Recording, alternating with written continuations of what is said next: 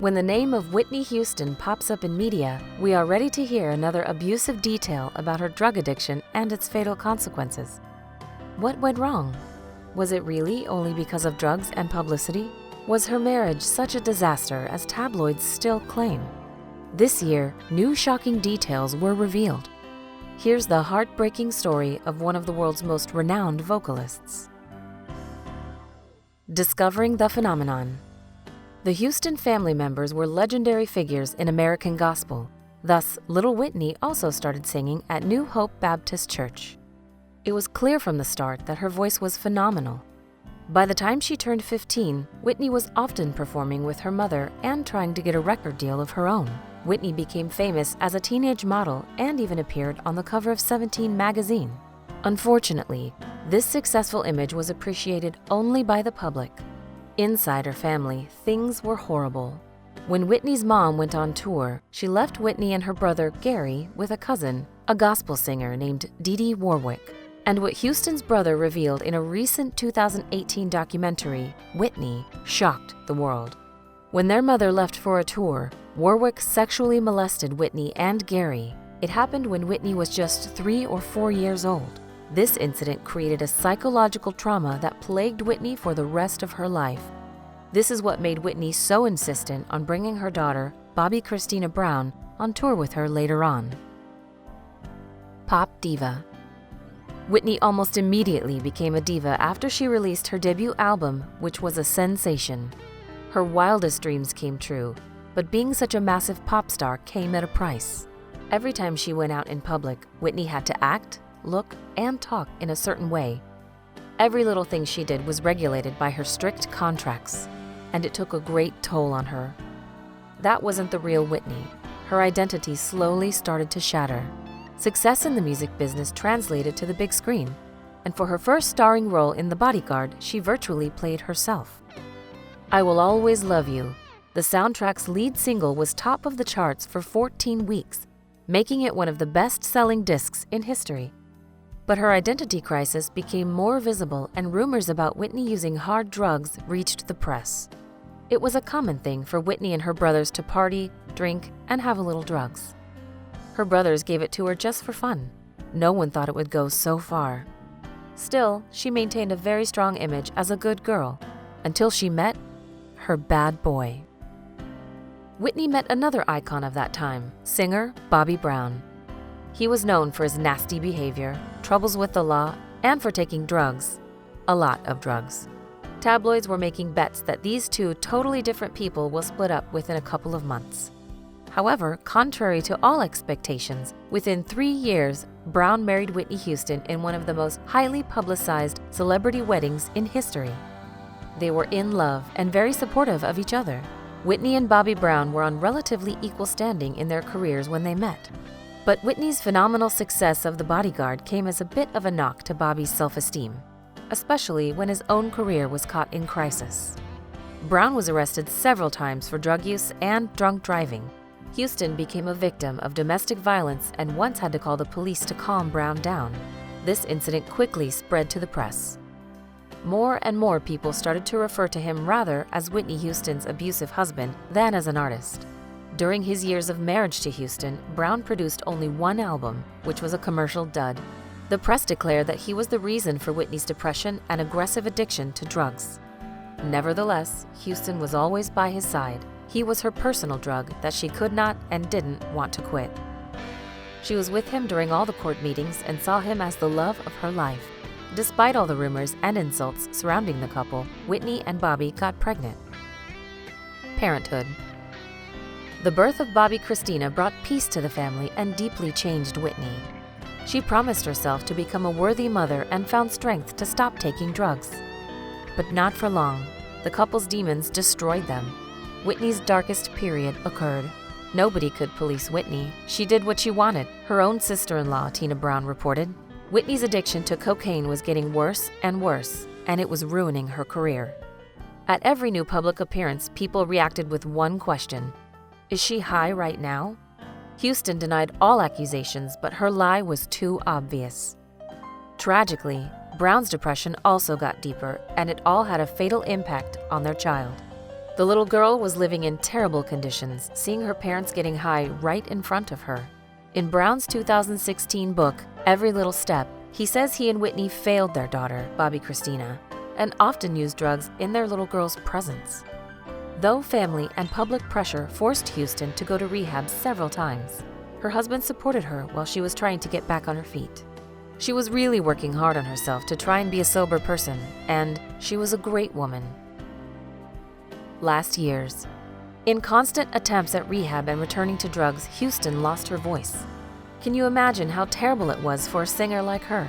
After dozens of operations, she finally recovered, and it seemed she was getting her career back. Unfortunately, the demons she had battled for so long caught up with her in 2012. Houston, one of the most successful recording artists of all time, passed away at the age of 48 after drowning in a bathtub. She was surrounded by drugs.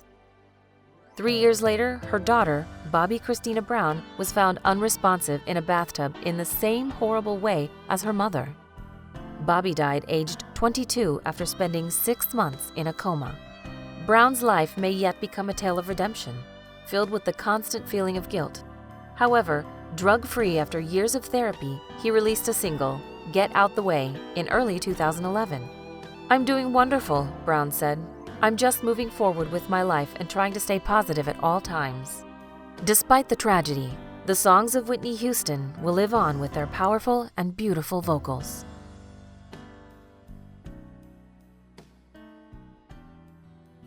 They were the pop icons of the 70s. She had a unique voice, he had ambition. Together, they became the sweetest partnership on the American stage. But who were Sonny and Cher behind the scenes? This is the shocking truth about the love, partnership, and business of Sonny and Cher. Find out why one of the greatest duos parted. Sherilyn Sarkeesian, a 16-year-old high school dropout, was dreaming about fame. A naive teenager full of hopes couldn't resist Cupid's first amour. Cher immediately fell in love with Sonny, who shared the same aspirations and dreams. He was 28 and worked as an assistant to a record producer. Cher's beauty blew dozens of men away, but her voice and temper could win over 1 million hearts. The moment Cher opened her mouth, Sonny knew it right away. They were both young and passionate and wanted to soar high together. Riding the wave of pop music turned out to be hard, and the relationship started to crack. Sonny was constantly cheating on Cher. Cher was heartbroken and could not stand the affairs anymore. Trying to win her back, Sonny promised her a real family life and proposed to her. Cher was expecting a baby girl and was looking for a chance at a happy family. Singing the duo's greatest hit, I Got You, Babe, it seemed to Cher that she finally had her man next to her, loving her and taking care of her and her daughter. She had finally reached the fame that she so long looked forward to from a high school bench. But the year 1974 was critical. Cher said that when her romance just started, she was too young and too inexperienced to know who she really was and what she needed.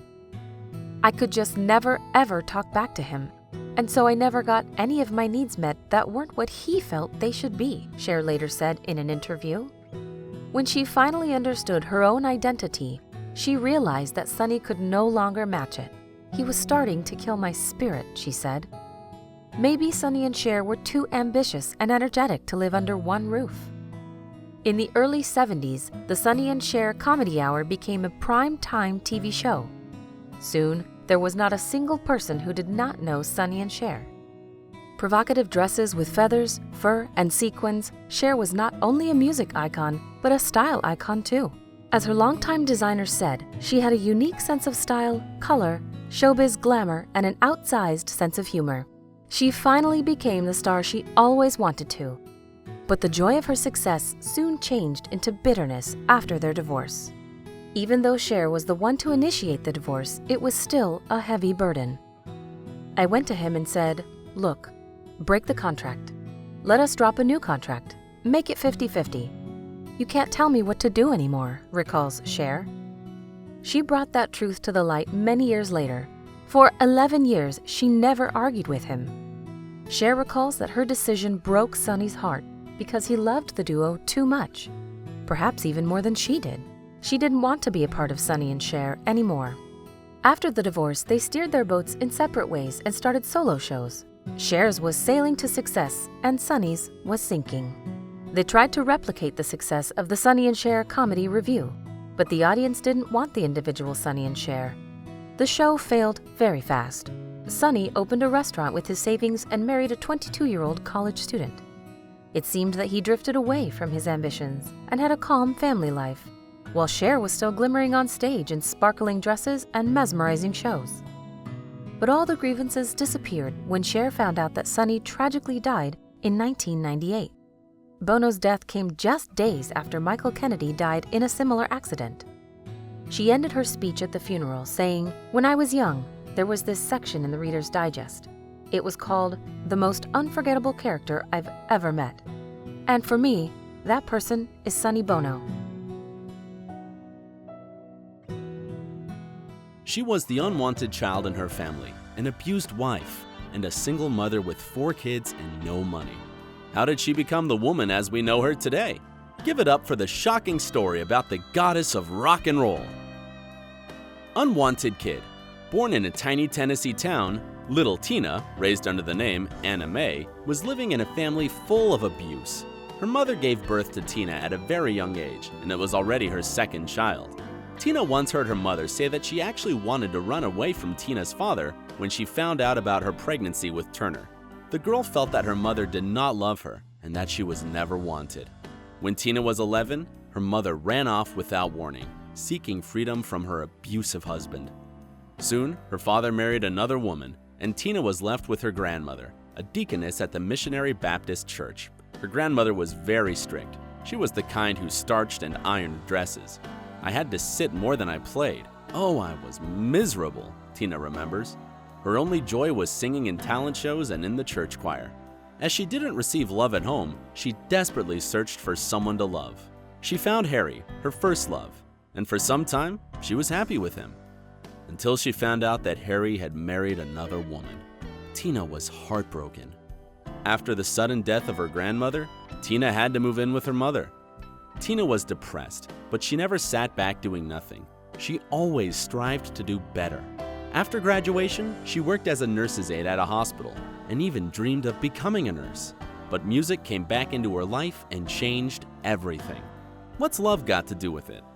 At 18, Tina's life changed forever when Ike Turner, the lead singer of a popular St. Louis band, brought her on stage.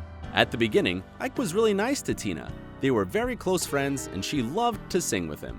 But he had a strong need to control everything. He made Anna Mae change her name to Tina and even patented it. So, if she ran away from him, he could own her. Their relationship was never based on romantic feelings. It was business. A business that Ike took under strict control. He made her marry him, but it was not a marriage in the common sense. Ike slept with any woman he wanted, and Tina was just a girl he could use. Ike was a cocaine addict and often abused Tina. He would hit her in the ribs or give her a black eye. He wanted his abuse to be seen. He once commented on it. "Sure, I've slapped Tina. There have been times when I punched her to the ground without thinking, but I never beat her." Tina was young and had no better options. She was afraid of being financially insecure, as she had to think about her child. She already had a son, Craig, with her ex-boyfriend from the band, saxophonist Raymond Hill. Craig was a very emotional kid. He was devastated about how Ike treated his mother, and after fights always knocked on her door, asking if she was all right. Tina wanted to sing to make money, so she had to stay with Ike. Tina said that her 16 years of marriage with Ike was much worse than it was portrayed in the biopic movie What's Love Got to Do with It? It was hell. But as Tina recalls, she was always on track. Turner knew she wanted to continue as a singer, so she prayed for something better. During those hard times, a friend introduced Turner to Buddhism, from which she found peace in the rituals of chanting. The experience of singing prayers together allowed Tina to get through that terrible marriage and finally gain the will to escape a life with Ike. When they finally got divorced, Tina got to raise her 2 sons and 2 stepsons from Ike. According to Tina, when she left Ike, she had 36 cents and a gas station credit card. Tina paid her rent by cleaning houses and performing old songs in cabaret. It was a low point, but she never gave up. unlike her ex, who eventually ruined his career and in 2007 died from a cocaine overdose. Simply the best. Finally, with her own manager and a new record label, Tina released her breakout solo album, Private Dancer. The record sold more than 10 million copies. She won 3 Grammys and scored her first #1 hit, What's Love Got to Do With It? By then, Turner was a woman in her mid-40s who became an international rock and soul legend. People loved her energetic performances and raspy singing technique, her short skirts that exposed her famous legs, and that punk-styled hair. Tina made it through, but she was still lonely. She needed a person to love and to trust. The universe had heard her request and sent her a magical date. When she landed in Europe for a tour and was on her way out of the airport, a stranger with a sign welcomed her in a hug. It was Erwin. He was handsome, charming, and way younger than Tina. It was love at first sight. She moved to Germany for him and opened a new page in her life, full of peace and intimacy, alive as never before. After half a century, 8 Grammys, and nearly 200 million albums sold, the queen of rock and roll left the stage at 69. I wanted to retire and not worry, she explained. If you thought that Tina finally got tired and would silently sit in her Swiss chateau, you'd be wrong. At 73, Tina announced she was getting married to Erwin after 27 years of a romantic relationship. The wedding was unbelievably elegant and surprising. The bride was in a black Armani dress, while all the guests wore white. It seemed that everything was working out in her life, but the latest news shocked the world. Her oldest son, Craig Turner, suddenly took his life at the age of 59. Turner's death was reported as a suicide from a gunshot wound. He was found at his home in California, where he spent most of his time working as a real estate agent.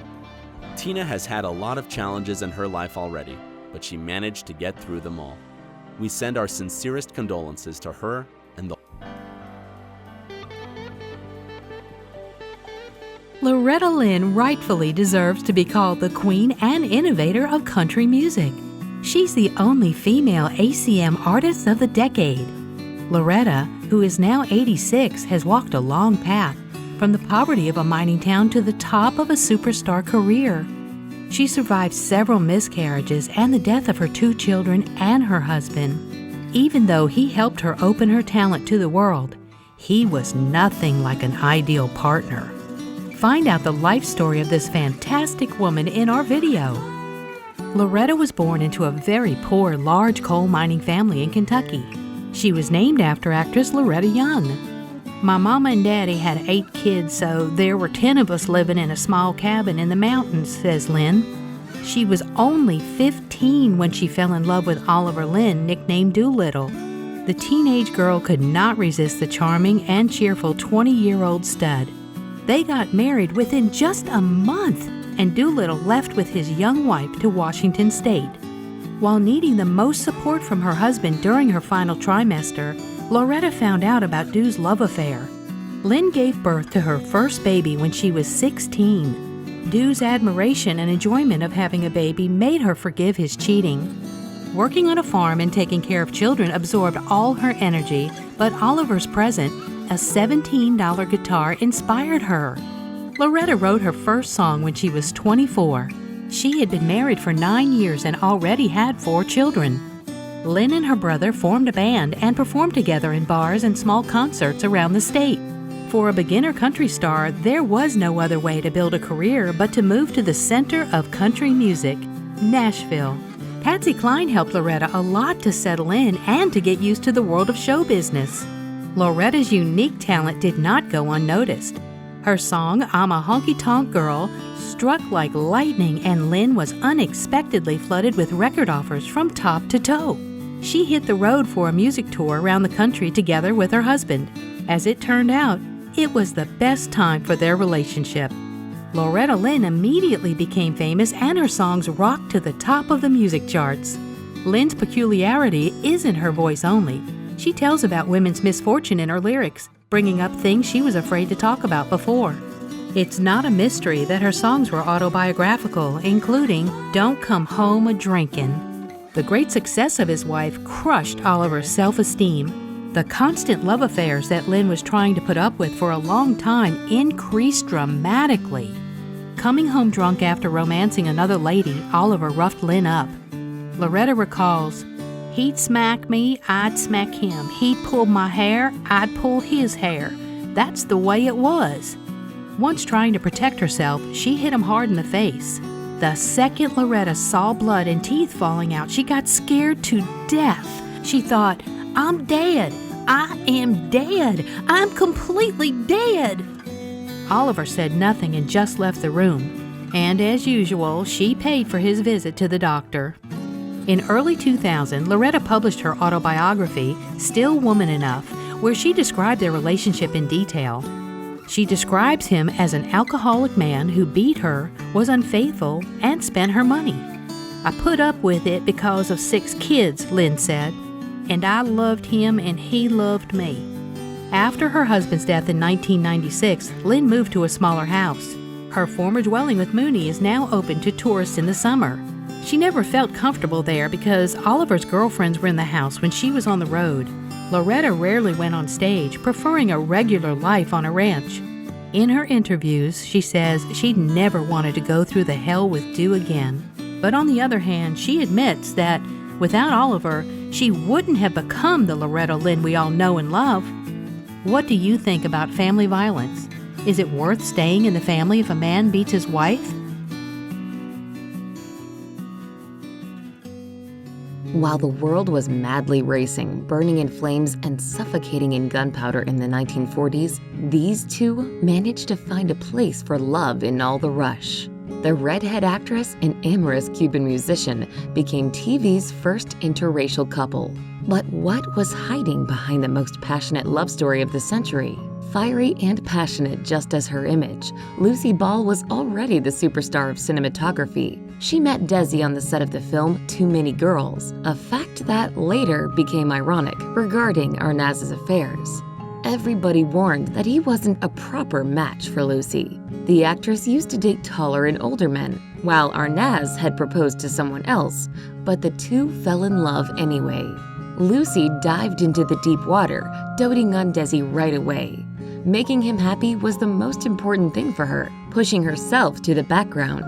It was unexpected to her friends to witness how the most assertive and independent woman would scoot over if Desi needed space, or get him anything he wanted at first call. Did her excessive love and care give Arnaz the feeling that he won her over? Or just maybe nothing could tire the Cuban singer's womanizing nature. After the filming ended, Lucy was furious to find out that Desi got back with his ex-lover while he was on tour promoting the band. The passionate scandal ended with a proposal from Desi. They got engaged 6 months after they first met. Both successful, Lucy and Desi's hectic schedules started to pull the lovers apart. Even after their tour ended, Arnaz would come home at 4 in the morning after playing with a band, and Lucy had to sit in front of the camera by that time.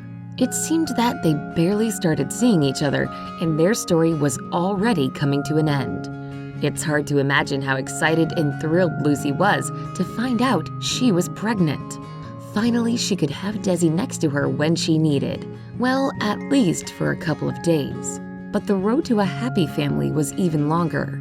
Her friends said Lucy suffered several miscarriages before she gave birth to her first baby. The child should have been the glue that strengthened their family bond, but Lucy couldn't stand Desi's cheatings anymore. She filed for divorce 4 years after their marriage. However, the two couldn't live without each other. It looked like the more they argued, the more they fell in love. They later reconciled and agreed to pursue common projects to spend more time together. Lucy's talent carved her path from radio to national television. The executive of the show didn't share Lucy's idea to engage Arnaz in the show because of his heavy Cuban accent, but the audience fell in love with him while he was touring with a vaudeville act around the country. At last, Lucy had her husband by her side. She had hoped that he wouldn't have time for drinking and interacting with women. She knew that if he went on the road with the band, he'd be catting around all the time. She wanted him at home, where she felt the marriage would have a better chance of lasting. Which, of course, it did, said writer Bob Weiskopf. Preparing for the show and flipping a new page in their career, the couple turned a new chapter in their personal life, too. Lucy finally gave birth to her firstborn, baby Lucy, 1 month before her 40th birthday. The show I Love Lucy that aired in 1951 was a breakthrough from the very start, with 40 million viewers tuning into the show every week. Lucy made one more revolution, being the first woman to film while she was actually pregnant with her second child. Ball had all she could ever dream of: a great career, loving husband, and beautiful kids. But as it turned out, the success of the show came at a price. Arnaz revealed later that the pressure of producing the show pushed him to look to the bottom of the glass. Lucy was used to handling all the crises in her family, but after 20 years of marriage, enough was enough. She couldn't stand his alcoholism and cheating anymore. Even after the divorce, when they both married other people, Lucy and Desi were close. But before his death, Desi said his last words to Lucy: "I love you too, honey. Good luck with your show." Thanks for watching. Check out these other great stories from OSSA and subscribe for new videos about your favorite stars.